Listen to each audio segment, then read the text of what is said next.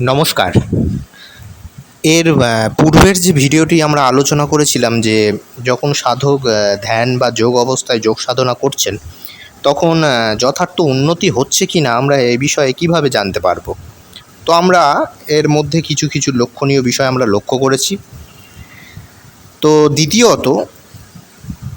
দ্বিতীয়ত ধ্যান যোগের সাধন করতে করতে ঋষিমুনিদের আর কি মানে উপলব্ধি হয়, আর কি হতে পারে? মানে এটা তো পরমাত্মা, এই উপলব্ধি তো পরমাত্মার দিকে যাচ্ছে। মানে আমরা এই সাধন করতে করতে একসময় সেই পরমাত্মাকে আত্মস্বরূপে লাভ করতে পারবো। তো তার আগের যে অবস্থাগুলো, যে পূর্ব যে অবস্থাগুলো রয়েছে, এই পূর্ব অবস্থাগুলিতে তারা কীরকম উপলব্ধি করেন, এটাই আমরা স্তরে স্তরে যাচ্ছি। তো প্রথম স্তর আমরা দেখেছি যে কুয়াশার মতো রূপ দেখা যায়, ধোঁয়ার মতো দেখা যায়। এবারে দ্বিতীয় স্তরে কি দেখা যাচ্ছে? দ্বিতীয় স্তরে দেখা যাচ্ছে যে শ্বেতাসত্তর উপনিষদের দ্বিতীয় অধ্যায়ের ঠিক 12 নম্বর শ্লোকে এটি রয়েছে।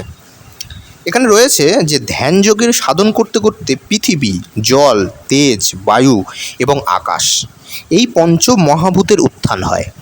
অর্থাৎ সাধকের যখন পঞ্চ মহাভূতের ওপর অধিকার জন্মায় এবং উক্ত পঞ্চমহাভূতের সাথে সম্পর্কিত যোগ বিষয়ক পঞ্চসিদ্ধি প্রকট হয়, সেই সময় যোগাগ্নিময় শরীর লব্ধ ওই যোগীর শরীরে কোনো প্রকারের রোগ থাকে না।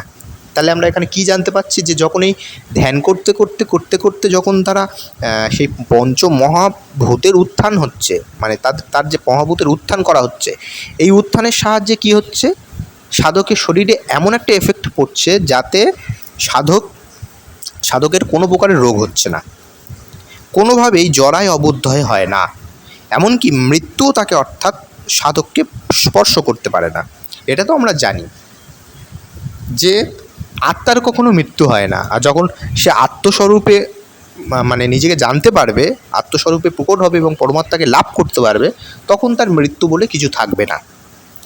একথা বলার অভিপ্রায় এই যে ওই সাধকের ইচ্ছা ব্যতীত তার শরীর বিনষ্ট হয় না।